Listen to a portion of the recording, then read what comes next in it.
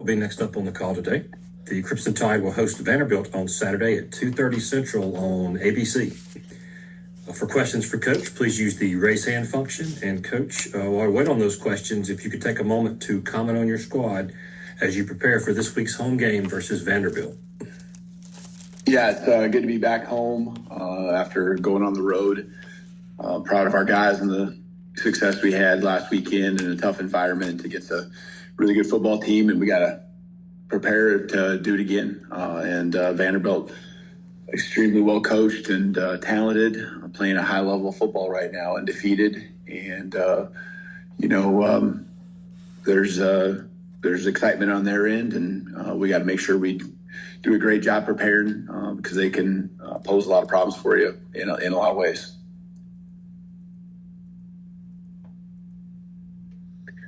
First up, we have Mike Rodak of 24/7. Yeah, Kalen, it looks like Keon Sabb wasn't out there at the end of the Georgia game. Just wanted to see if there was an update on him and just kind of what you've seen from the safety position in general. Yeah, no, he'll be playing on Saturday. He'll be playing on Saturday. And, I think the safeties have continued to get better. I think all of them have, especially Keon, since we brought him up, his volume has continued to increase, working through fall camp. And, I think he's getting better and better each week, more comfortable just physically. And, I thought he's played his best football here as of late. And Bray's just done a really good job the last couple weeks, leading the charge. He's playing hard-nosed. He's, in the right places and making the plays that we need, whether it's getting interceptions or forcing fumbles.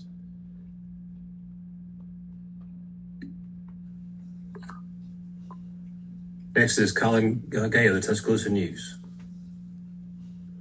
Hey, Kalen, there's been a lot of talk about Diego Pavia, what the Vanderbilt offense can do. I'm curious of what you guys have seen as you game plan for Vanderbilt's defense heading into Saturday. You asked about Diego, but then the Vanderbilt defense. All right, which one do you want? No, I'm saying there's been a lot of talk about Diego Pavia in the offense. But what have you seen from their defense? Okay, I got you. Well, I just think they're sound. They pick and choose their times to be really aggressive and come after you. But they play team football, and they get off the field and get the ball back to their offense. There's a physicality that they have, getting their assignment sound, and just everyone does a good job focusing on their job, and they get guys on the ground. They are good tacklers. Thank you. Yep. Next is Mike Griffith with the AJC.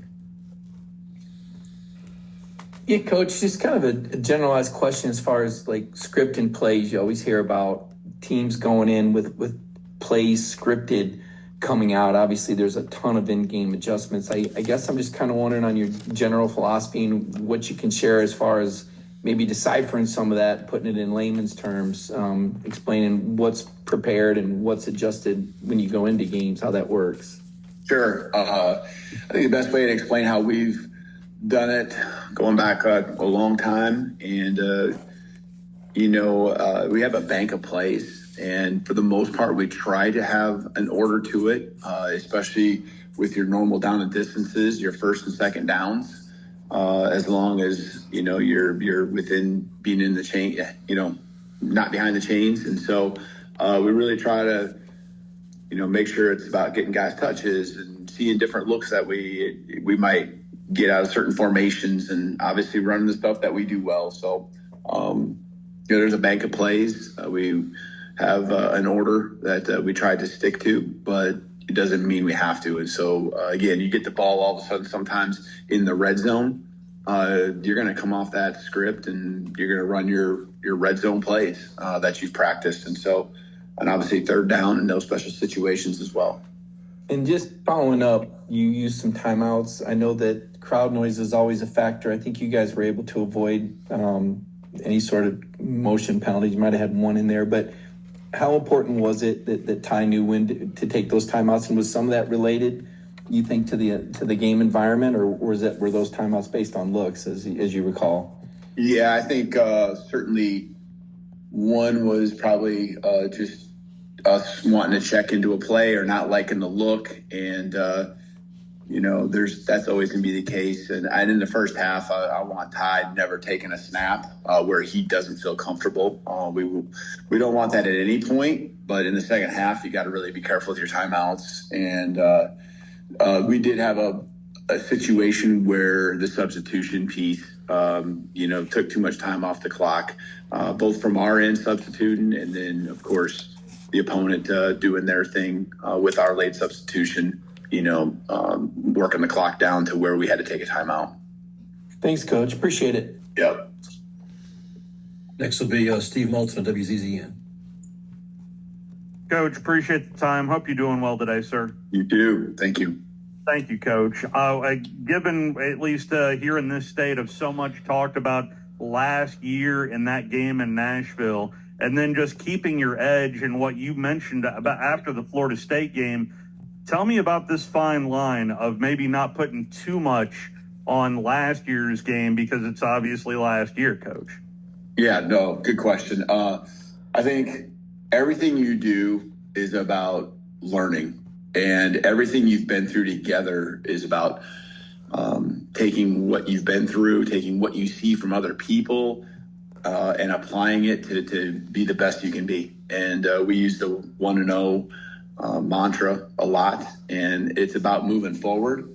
When you make mistakes, you own it, you accept it if it's something just happened, unfortunately, not in your favor, but you always move forward. And I think our guys have done a great job of balancing, having an edge, learning from, and also learning from, what we've been through, and, not trying to make the same mistakes twice, whatever that might be, schematically, just mindset wise, going into a week of practice and a game, any and all of the above. And so I'm proud of the way the guys have responded. I knew they cared. Just needed to really make sure that, everyone's heading in the same direction and has the right mindset going each and every week so we can execute at a high level. And, Coach, I heard Clark Lee yesterday at least expressing his thoughts on your team, comparing this team to your second team at Washington that went all the way to the title game. Do you see any comparisons between that team at Washington and this Alabama team, Coach? I think there's probably a style of play in some cases, especially offensively, that might apply. I know Coach Lee's a defensive minded, even as the head coach, you probably watching a little bit more of that. But I think the other piece is just, you continue to take steps, and improve on what you were. And that should happen from year to year. That should happen from game to game. So that might be what he's seeing. Thank you, Coach. Mm-hmm. Coach, thank you for your time today. Yep, thank you.